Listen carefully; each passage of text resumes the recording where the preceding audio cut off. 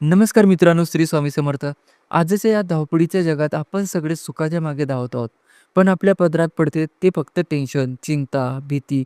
कधी-कधी असं वाटतं ना, की आता सगळं संपलं आहे. मार्ग सापडत नाही. अशा वेळी एक असा मंत्र आहे, जो केवळ शब्द नाही, तर प्रत्यक्ष स्वामींचे रूप आहे. तो म्हणजे तारक मंत्र. आज आपण पुढची 30 मिनिटे स्वामींच्या चैतन्यात हरवून जाणार आहोत. तुम्ही जिथे कुठे असाल तिथे शांत बसा. शक्य असेल तर डोळे मिटून घ्या. आज स्वामी तुमच्याशी संवाद साधणार आहेत. तारक मंत्र म्हणजे काय? तारक म्हणजे तारणारा. अक्कलकोटचे स्वामी समर्थ महाराज जेव्हा निर्गुण रूपात गेले, तेव्हा त्यांनी भक्तांना वाऱ्यावर सोडले नाही. त्यांनी हा मंत्र दिला, जो भक्तांच्या हातातले ब्रह्मास्त्र आहे.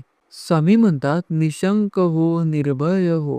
आपली सर्वात मोठी अडचण हीच आहे, की आपण शंका घेतो. स्वामी माझं ऐकतील का? माझं नशीबच खराब आहे का? स्वामी या मंत्राच्या पहिल्या ओळीत सांगतात, आधी शंका सोडून दे. तू माझा आहेस आणि मी तुझ्या पाठीशी उभा आहे. जोपर्यंत तू मला घट्ट धरून आहेस, तोपर्यंत जगातील कोणतीही ताकद तुला हरवू शकत नाही.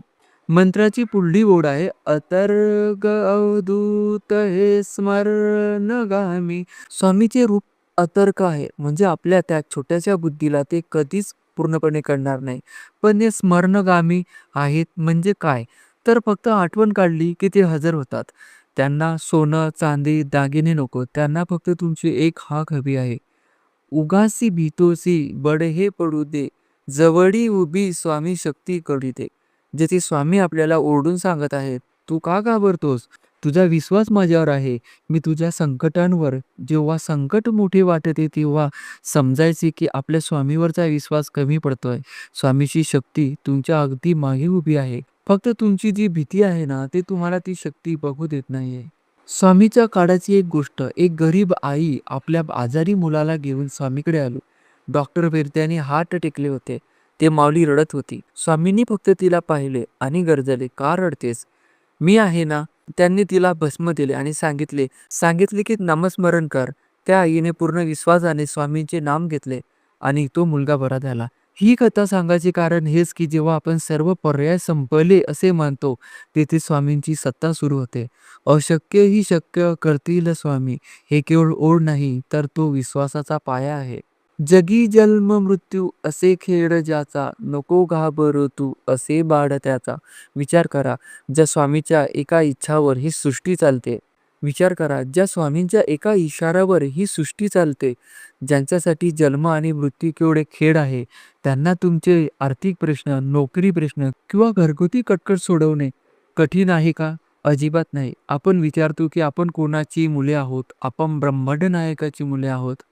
दिदले अभय प्रेम पुत्रासी त्यासी. स्वामींनी आपल्या पुत्राला, भक्ताला अभय दिले आहे. जशी एक आई आपल्या बाळाला संकटात कुशीत घेते, तसे स्वामी आपल्याला आपल्या मायेच्या पदराखाली घेतात.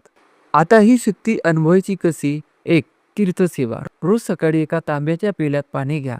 आपली उजव्या हाताची मधली 3 बोटे त्या पाण्यात बुडवून ठेवा आणि 11 वेळा तारक मंत्र म्हणा. हे पाणी चार्ज होते. ती प्यायल्याने आजार आणि मानसिक ताण दूर होतो. 2, रात्रीची सेवा. झोपण्यापूर्वी 5 मिनिटे शांत बसून हा मंत्र स्वतःच्या मनात ऐकावा.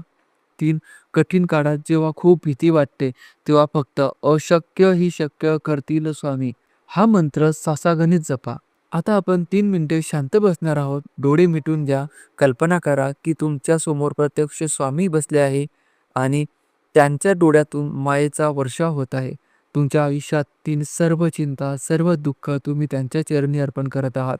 तुमचे शरीर हलके होत आहे. स्वामीचा हात तुमच्या डोक्यावर आहे आणि ते म्हणत आहे, भिवू नकोस, मी तुझ्या पाठीशी आहे. हा मंत्र तुमच्या आयुष्यात सुख, शांती आणि समृद्धी घेऊन येवो. ही स्वामीचरणी प्रार्थना.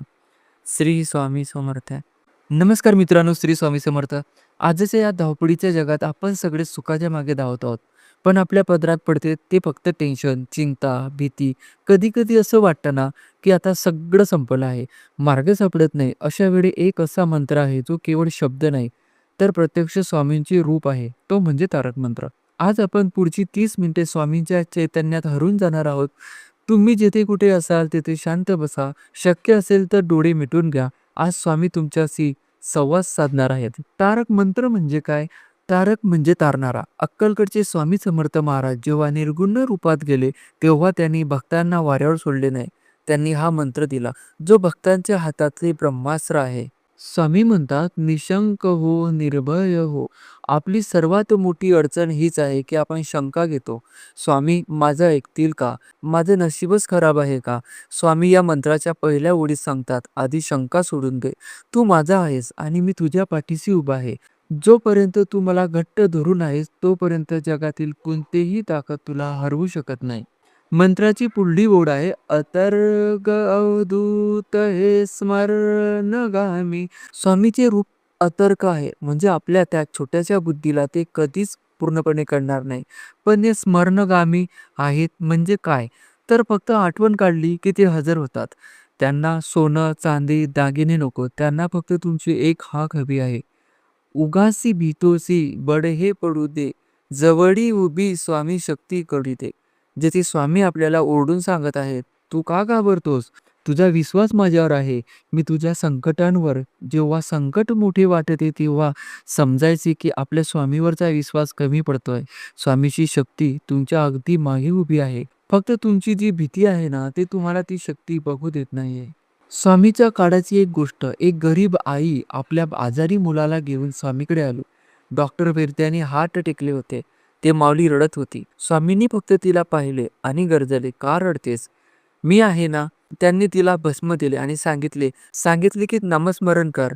त्या आईने पूर्ण विश्वासाने स्वामींचे नाम घेतले आणि तो मुलगा बरा झाला.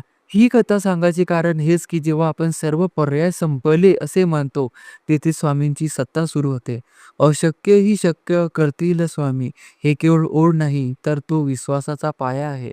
जगी जन्म मृत्यू असे खेळ ज्याचा, नको घाबरू तू असे बाळ त्याचा.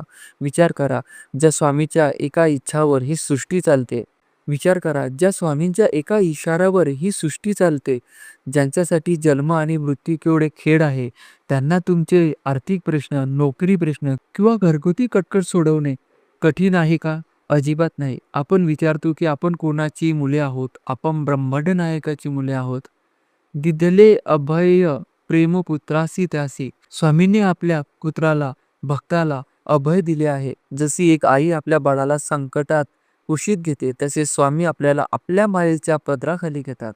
आता ही शक्ती अनुभवायची कशी? एक, तीर्थसेवा. रोज सकाळी एका तांब्याच्या पेल्यात पाणी घ्या. आपली उजव्या हाताची मधली 3 बोटे त्या पाण्यात बुडवून ठेवा आणि 11 वेळा तारक मंत्र म्हणा. हे पाणी चार्ज होते. ती प्यायल्याने आजार आणि मानसिक ताण दूर होतो. 2, रात्रीची सेवा. झोपण्यापूर्वी 5 मिनिटे शांत बसून हा मंत्र स्वतःच्या मनात ऐकावा. 3, कठीण काळात जेव्हा खूप भीती वाटते, तेव्हा फक्त अशक्य ही शक्य करतील स्वामी हा मंत्र सासागणित जपा. आता आपण 3 मिनिटे शांत बसणार आहोत. डोळे मिटून द्या. कल्पना करा की तुमच्या समोर प्रत्यक्ष स्वामी बसले आहे आणि त्यांच्या डोळ्यातून मायेचा वर्षाव होत आहे. तुमच्या आयुष्यातील सर्व चिंता, सर्व दुःख तुम्ही त्यांच्या चरणी अर्पण करत आहात. तुमचे शरीर हलके होत आहे.